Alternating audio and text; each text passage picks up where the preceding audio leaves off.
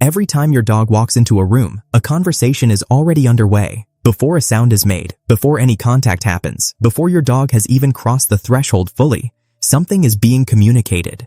Tail up, tilted slightly right, moving in loose, easy arcs. Tail dropped low, barely stirring, tucked in toward the body's warmth. Tail frozen straight back, like a pointer held mid-sentence.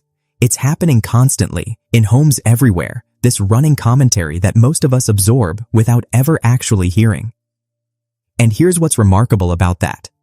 Your dog has never stopped trying to talk to you, not once. Every entrance, every greeting, every quiet moment of sitting nearby, the signal was always there, running on a frequency most of us were never taught to tune into. But have you ever wondered what you've been missing?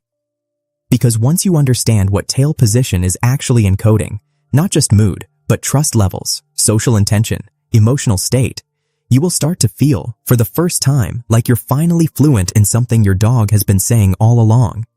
Long before domestication softened the edges of what dogs are, their ancestors moved through a world where social miscommunication had immediate, serious consequences. A wolf pack was not a casual arrangement. It was a finely tuned social organism, and every member broadcast their internal state continuously, not out of expressiveness, but out of necessity.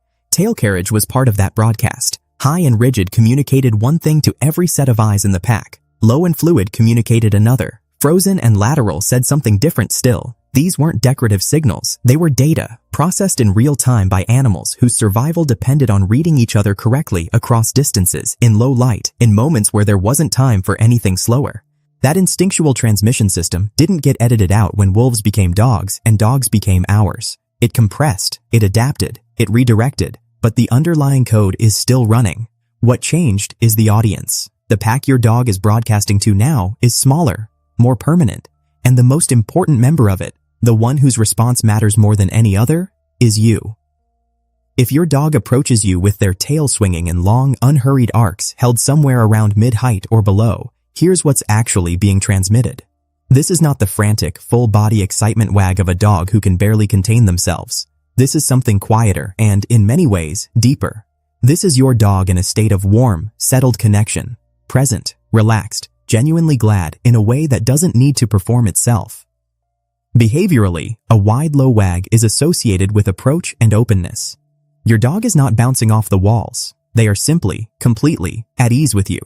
That restraint is not disinterest, it's trust comfortable enough not to announce itself. Then there's the tail that goes suddenly horizontal and still, extended straight back, not tucked, not raised, just locked in place like a signal flag mid-message. You might think your dog has spotted something alarming, and sometimes they have. But here's the more nuanced read. This position most often signals acute attention. Your dog has encountered something that requires full cognitive focus. Another animal, an unfamiliar sound, a scent that doesn't match anything familiar. The tail going still is the body going into its highest resolution sensing mode. It's not aggression, it's not fear, it's concentration made visible. Watch the rest of the body in those moments. Ears forward, weight slightly shifted, and you're watching your dog think. Now this one is almost impossible to misread, and it's also the one most likely to make you laugh out loud at the sheer physical commitment involved. The helicopter wag, that full circular rotation that turns the tail into something closer to a propeller, is almost exclusively reserved for the people and dogs a dog loves most completely. Researchers who study canine greeting behavior note that the circular wag involves more muscle groups than a standard wag. It requires a kind of full-body looseness that simply isn't available to a dog carrying any tension at all. A Vizsla named Corda used a helicopter wag so enthusiastically at her person's return that her entire back half moved with it. Her person said it looked less like a greeting and more like a small, joyful emergency. That's probably about right. But here's where it gets really interesting. And this is the one most owners walk past entirely. When your dog is resting nearby, seemingly still, and you look closely at the very base of the tail, right where it meets the body, you might catch a faint, rhythmic movement. Just a tremor, really, barely there. You might think it's involuntary, like a twitch during a dream, but in many cases, it isn't. Researchers studying canine social monitoring have noted that dogs maintain a low, U-level awareness of their primary attachment figure even during rest, and that subtle tail-base movement can accompany this watchful state. Your dog isn't fully asleep. They're keeping one quiet thread of attention on you, not anxiously, just steadily, the way someone who loves you might glance up from a book to check that you're still there. Now there's something most owners don't realize about this. That quiet bass twitch is only visible if you're close enough, still enough, and paying enough attention to catch it. Which means the dogs whose owners notice it are probably the same owners whose dogs do it most, because being closely watched by someone who feels safe is exactly what produces it. What your dog is doing across all of these signals is something science has only recently found language for. Researchers studying canine social cognition describe it as continuous social referencing, the behavior of an animal who has made another being the emotional compass of their environment. Your dog's tail isn't just reacting to stimuli, it's calibrating. Every position, every movement, every brief stillness is partly a reading of the world and partly a message sent in your direction, checking whether the signal was received. And this is the part that surprised researchers. Dogs don't do this with everyone. The depth and complexity of the signaling intensifies specifically around the people a dog has formed secure attachment with. A dog with a stranger tends towards simpler, more guarded signals. With you, the vocabulary expands. It gets subtle. It gets layered. What that means is this.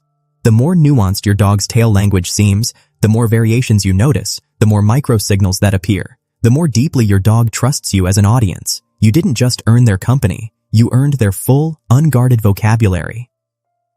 Know that when you catch that quiet bass tremor, or that low and easy arc, or that ridiculous spinning helicopter that their whole body gets involved in, you are seeing the fullest possible expression of how safe your dog feels. You made that possible. Your presence, your consistency, your reliability as a still point in their world. That's what that signal is made of.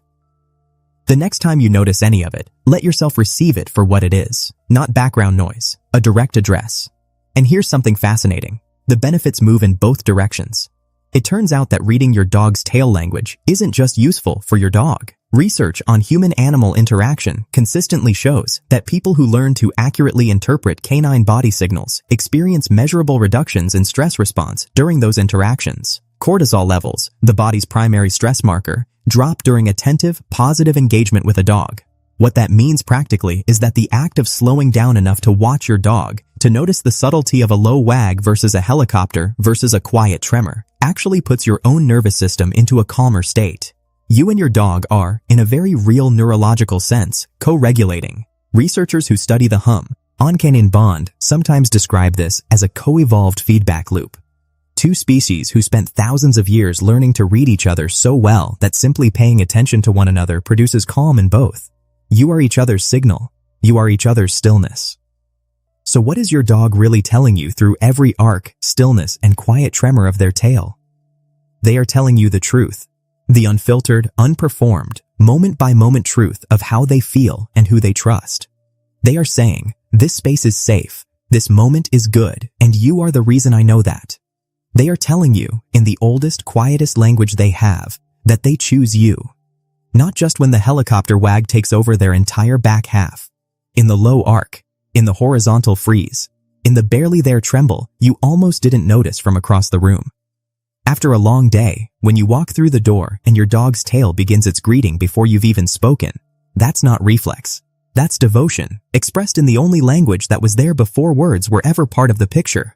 You're not missing it anymore. Thanks for watching. If you loved learning about your furry best friend, be sure to like and subscribe for more.